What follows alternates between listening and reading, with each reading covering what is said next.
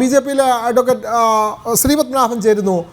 ശ്രീപത്മനാഭൻ, ഇവിടെ നുസ്രത് ജഹാൻ പറഞ്ഞ പ്രധാനപ്പെട്ട ഒരു കാര്യമുണ്ട്.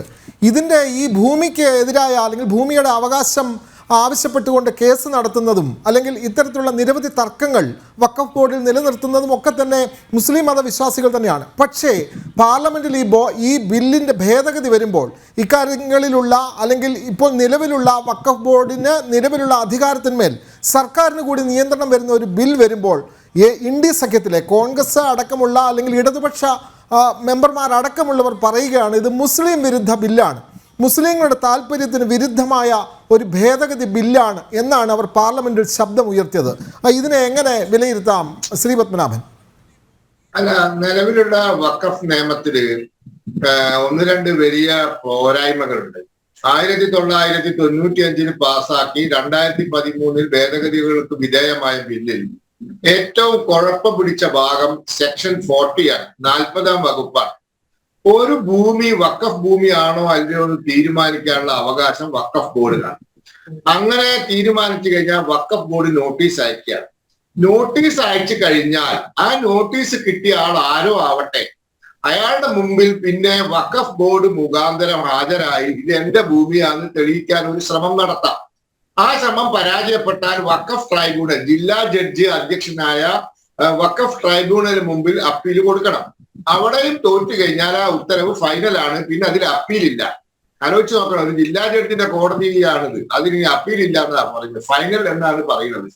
ഇവിടെ ചില തമാശകൾ ഞാൻ പറയാം. കോഴിക്കോട് ജില്ലയ്ക്ക് അടുത്ത്, അതായത് മലപ്പുറം ജില്ലയിലുള്ള തിരൂരിനടുത്തുള്ള അറക്കൽ ഭഗവതി ക്ഷേത്രത്തിന്റെ ഭൂമിയൊക്കെ വഖഫ് ഭൂമിയാണെന്ന് പറഞ്ഞ് കേസ് നോട്ടീസ് അയച്ച് അവര് 96 മുമ്പുള്ള വിഷയമായതുകൊണ്ട് അന്ന് സിവിൽ കോടതിയെ സമീപിക്കാം. സിവിൽ കോടതിയെ സമീപിച്ച് സിവിൽ കോടതിയിൽ ക്ഷേത്രം തോറ്റുപോയി. ഹൈക്കോടതി ഇപ്പൊ വീണ്ടും സിവിൽ കോടതിയിലേക്ക് അയച്ചിരിക്കുകയാണ്. നിങ്ങൾ ആലോചിച്ച് നോക്കണം, നൂറ്റാണ്ടുകൾ പഴക്കമുള്ള അറക്കൽ ഭഗവതി ക്ഷേത്രത്തിന്റെ ഭൂമി അത് വഖഫാന്ന് പറയും. ഇനി അതിനും വേണ്ടി ഒരു തമാശ, ചാവക്കാട് ഒരുമനയൂരില് സാമൂതിരിയുടെ പണ്ടാര ഭൂമി 1910 അത് അവിടെ പുഴിക്കൽ തറവാട്ടുകാർക്ക് അത് പതിച്ചു കൊടുത്തതാണ്. അത് അവര് 967 പാർട്ടീഷൻ നടത്തി വിവിധ താവഴിക്കായി അത് ഭാഗിച്ചു കൊടുത്തു. അതിനുശേഷം അതിൽ ഒരു താവഴിക്കാരിൽ നിന്നും നിരവധി ആളുകൾ ഭൂമി വാങ്ങി. ഇപ്പൊ അത് നിരവധി ആളുകളുടെ കയ്യിൽ 5 സെന്റും 10 സെന്റുമായി കിടക്കുകയാണ്. അതിൽ പട്ടികജാതി വിഭാഗത്തിൽപ്പെട്ട കുടികിടപ്പുകാർ വരെയുണ്ട്. ഇപ്പൊ അവർക്കൊക്കെ നോട്ടീസ് വന്നിരിക്കുന്നു ഇത് വഖഫ് ഭൂമിയാണ് എന്ന് പറഞ്ഞിട്ട്. അവരിപ്പോ കോടതിയിൽ പോയിരിക്കുക. ഈ നോട്ടീസ് കിട്ടിക്കഴിഞ്ഞാൽ ഇന്ത്യ രാജ്യത്ത് സർക്കാരിന് മാത്രമുള്ള ഒരു അവകാശമാണ് തങ്ങളുടെ ഭൂമി ആരെങ്കിലും കയ്യേറിയാൽ നോട്ടീസ് കൊടുത്ത് ഒഴിപ്പിക്കാൻ.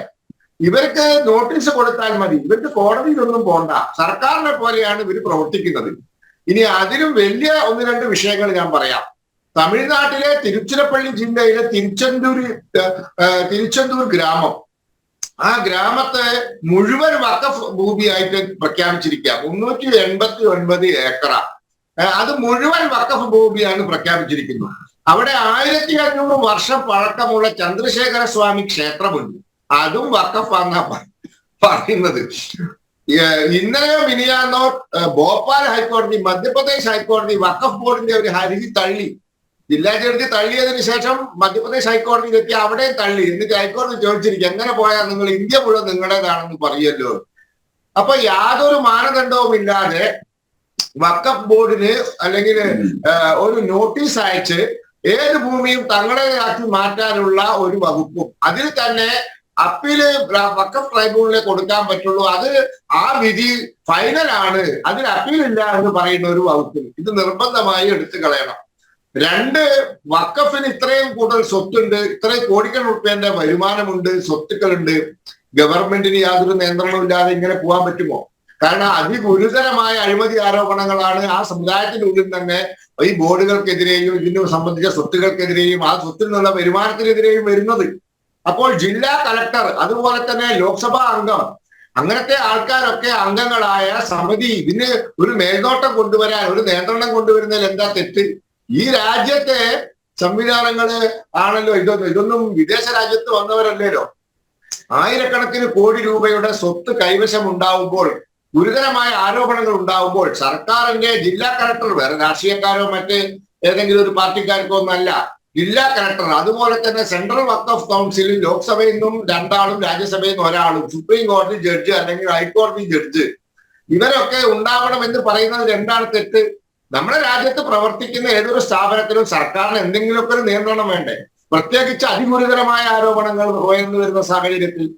മാത്രവുമല്ല, ഞാൻ നേരത്തെ പറഞ്ഞ 40-ാം വകുപ്പ് അനുസരിച്ച് ഇന്ത്യയിൽ വ്യാപകമായ ആരോപണങ്ങൾ വഖഫ് ബോർഡുകൾക്കെതിരെ വന്നിട്ടുണ്ട്. ഈ വർഷം തന്നെ ഭൂമി തട്ടിയെടുക്കലുമായി ബന്ധപ്പെട്ട് 194 ആരോപണങ്ങൾ, കേസുകൾ വന്നു കഴിഞ്ഞു, പരാതികൾ വന്നു കഴിഞ്ഞു.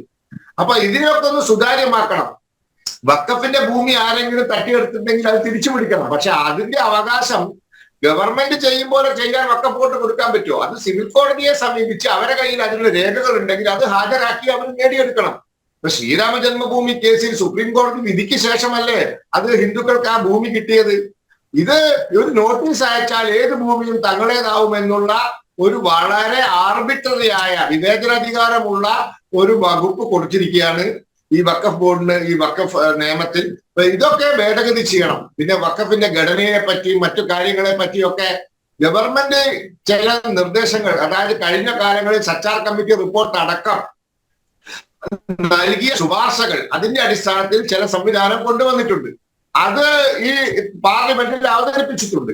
പാർലമെന്റിൽ അവതരിപ്പിച്ചതിൽ പ്രതിപക്ഷത്തിന് അത് ജോയിന്റ് പാർലമെന്ററി കമ്മിറ്റിക്ക് വിടണം, സൂക്ഷ്മ പരിശോധന. ആയിക്കോട്ടെ, നമുക്ക് വിരോധമൊന്നുമില്ല. ഗവൺമെന്റിൽ യാതൊരു വാശിയുമില്ല. ഗവൺമെന്റിൽ ഒരു വാശിയുമില്ല. ഗവൺമെന്റ് അത് വിട്ടിട്ടുണ്ട്. പക്ഷേ കാലാനുസൃതമായ മാറ്റങ്ങൾ വഖഫ് നിയമത്തിന് വന്നേ പറ്റൂ. ആ കാര്യത്തിൽ യാതൊരു വിട്ടുവീഴ്ചയും ഇല്ല.